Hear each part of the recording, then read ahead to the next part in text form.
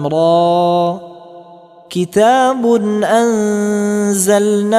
إليك لتخرج الناس من الظلمات إلى النور بإذن ربهم إلى صراط العزيز الحميد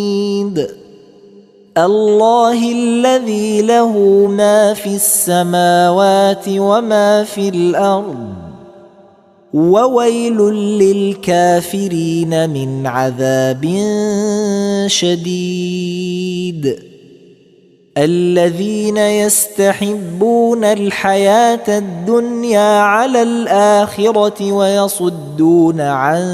سبيل الله ويبغونها عوجا أولئك في ضلال بعيد وما أرسلنا من رسول إلا بلسان قومه ليبين لهم فيضل الله من يشاء ويهدي من يشاء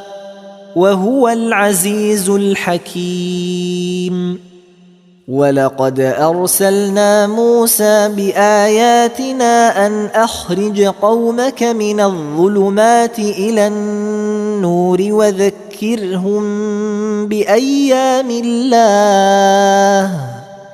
إن في ذلك لآيات لكل صبار